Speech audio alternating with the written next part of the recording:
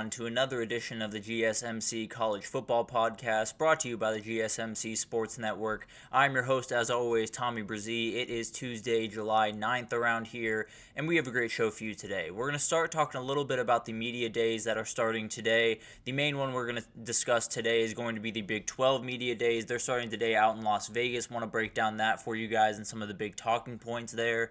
Then we'll get into Oregon. They are building something of a Death Star out in Eugene, Oregon right now, and Dan Lanning has done just an incredible job since he's taken over at that place, and I want to break down why that is, why everything is moving really well for Oregon right now, and how I don't necessarily think it's stopping anytime soon. Then we'll get into some talking points. We'll continue the Big Ten today because I feel like we just didn't get quite enough out of the Big Ten yesterday. Might continue it tomorrow, to be totally honest, because there's a couple more that popped into my mind as I was doing it, but we'll get to that when we get there. And then we'll do the best weeks in the 2024 season. I have 3 weeks that are just incredible to stand out above the pack. I think there are 2 others that just barely missed the list as well. So some really incredible weeks this upcoming year. And then I do a little bit of a different top 10 Tuesday today. I wanted to do the guys that I consider appointment television players in our sport. There are a couple that are just absolutely incredible that you just have to be tuning in when they're on the field. So I want to break down those guys as I see it. But before we jump in, I do want to remind you all we get tons of questions and comments throughout the show. And the best way for you all to get your question on the screen, we can have a fun back and forth here, is to use the tip and donation link at the bottom of the screen, gsmcpodcast.net. It's a huge help not only to us here at the network, but to you all. You get to kind of have a fun, interactive experience here, and that's always good for the both of us. But let's jump right in, and let's start talking about the media days that are coming up over the next couple of weeks. Obviously, this is the time of year where we are just chomping at the bit for some college football. We are just waiting for something to happen. We're waiting, as Jackie Moon said in why am I blanking on the movie? In Semi-Pro. Man, that's upsetting. But we want to see somebody hit somebody. That's the goal at this time of year. We're ready to get some football finally, but it's taken a little bit of time. But the good news is we do have a ton of craziness coming this week, next week, and the following throughout media days because it's going to be crazy. I can almost promise you that. But first, before we jump into the Big 12 in particular, let's jump into the schedule for all of the media days. Obviously, the Big 12 start today and tomorrow. They'll be in action in Arizona State, Cincinnati, Iowa State, Kansas State, Oklahoma State, TCU, Texas Tech, and Utah will all be today. And then the remainder of the teams will be on the next day. So Colorado will be tomorrow. You'll have Houston tomorrow, Kansas, West Virginia, a ton of other teams that are super interesting to hear from. So the day one is really a show. When you look at that day one, it's really just remarkable the amount of big-time teams going into this year. I mean, the top 3 teams in that media poll that I showed you last week, and I do have in this segment as well, those are the top 3 teams: Oklahoma State, Kansas State, and Utah. Those are the teams that everyone is circling when you go into the season, and they're going to have some big questions for these guys today, and it'll be fascinating to hear from guys like Cam Rising, guys like Alan Bowman, and we'll get into some other guys, particularly on the Oklahoma State side, that we're going to be listening to. And then Day 2 is going to get plenty of love because of Colorado. Colorado is the story in this conference. They will be as long as Deion's in attendance. But also, you do have Kansas. You do have West Virginia. You have a ton of other teams you'd like to hear from. I think UCF, Baylor, and Houston are going to be fascinating to hear from with some of the different changes and some question marks around, particularly Baylor and Houston more so than UCF. But even UCF, addressing some of the transfer portal moves they made, will be very interesting to hear from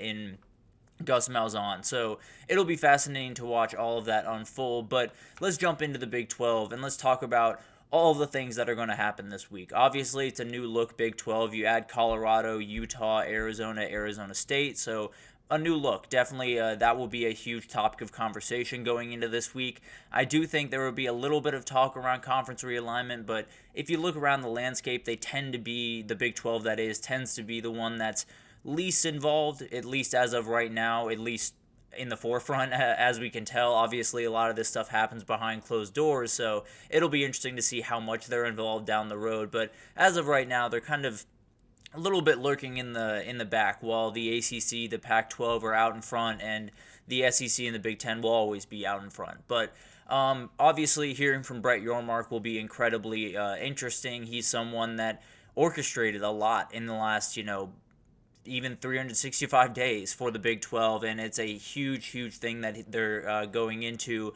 over the next couple of years. And he's a really, really confident guy, and I think he's someone that has a total control over what he wants his conference to be and the way that he wants it to run. So a lot of confidence out there about who he is and about the way that he goes about business, and I think there should be that confidence. He's a really, really remarkable commissioner and did a lot of really incredible things since he's taken over. So it'll be fascinating to hear from him as they head into this kind of new era of the Big 12. But let's get into some of the biggest talking points. And whenever you talk talking points, it's always about Deion. Deion and Colorado are the show. There's no two ways about that. They are the ones that everyone's going to be asking questions about, regardless of what the record was a year ago. They're the ones that everyone is super interested in going into this year. I'm not exactly sure who is representing Colorado yet. I assume Shadur will be there. I hope Travis Hunter will be there, although I've seen some conflicting reports, so not exactly sure who is going for Colorado, but will be great to hear from some of those players, get an idea of how the offseason's going, see, what strides they feel like they're making on the offensive or defensive side of the ball, and so many different things that we'll be able to see. And then obviously Deion's going to give us some quotes. There's no two ways about that. The confidence is absolutely palpable whenever you hear Deion speak, and he's going to give us some great stuff to talk about. So obviously love that. I do want to address something. I did a segment probably about a week ago at this point talking about Colorado and the expectations on them and how a lot of the expectations might be a little bit unfair. Well, I made a little bit of a mistake. I said Deion had said that the Big 12 and the playoff are the goals for this season.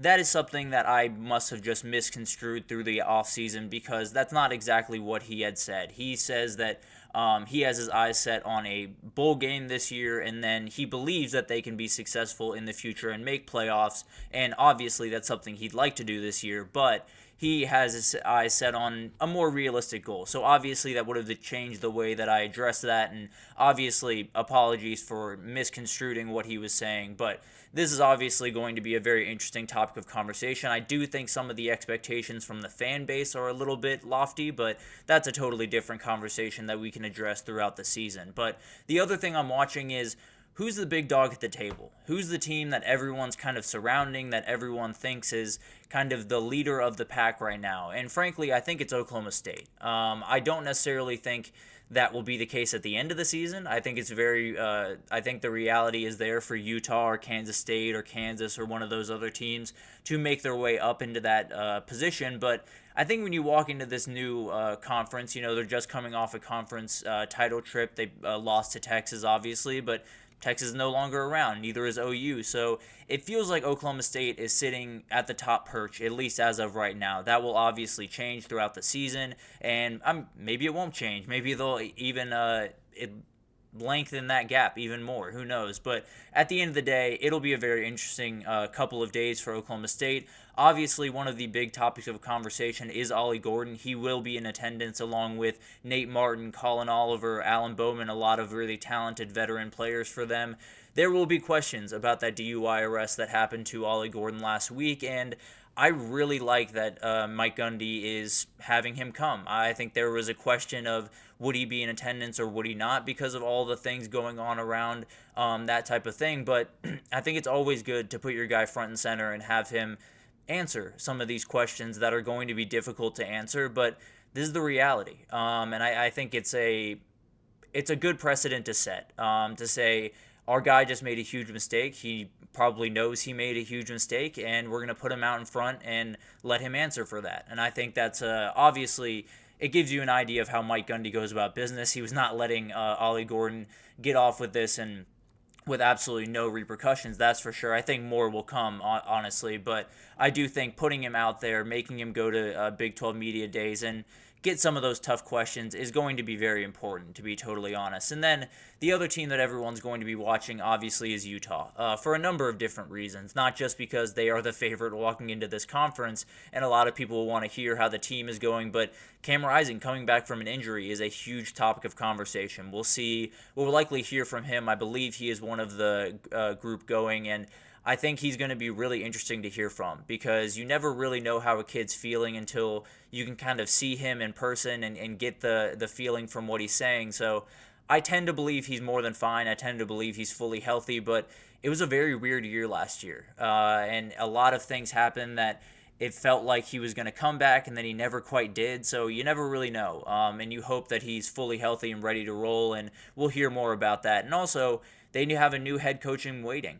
Morgan Scally will be in Las Vegas this next couple of days, and will likely be asked questions about that. And so it'll be very interesting to see if anyone just outright ask Kyle Whittingham if this is his last year, if he's done after this year, or if they kind of tiptoe around it a little bit. Frankly, I hope they ask, because I'm very interested to know. I tend to believe that this is, but who knows? It'll be very interesting to kind of unpack all of the stuff around Utah this time of year. And then the state of Kansas is finally a topic of conversation at the Big 12 Media Days, which is kind of a weird world to live in, but Kansas is a team that I frankly think America is just going to fall in love with this year. I think it's kind of like Missouri from a year ago, where this team is going to be so much fun. They're going to have so many guys across the field that are really, really fun to watch, that it's just going to be hard not to really, really like this team. Jalen Daniels obviously is the main reason for that. He's just absolutely electric. I think Lance Leipold is about as fun a coach as you could possibly have. And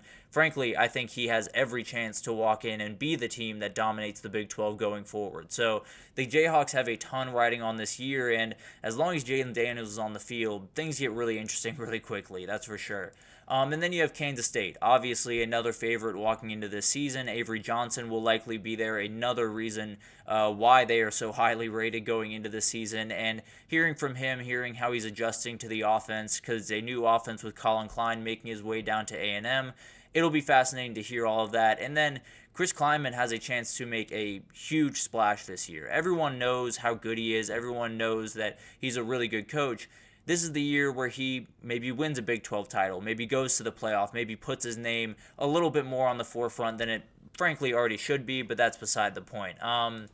Obviously, the Big 12 Media Days and all Media Days are absolutely crazy. There's going to be a ton of different things that come out over the next couple of days and weeks around this stuff, and it'll be really interesting to see what happens in the Big 12 one. I think this one will be relatively more tame than the others, just because the conference realignment stuff isn't quite as aggressive in the Big 12, but there's going to be plenty of stuff to talk about. I can almost promise you that.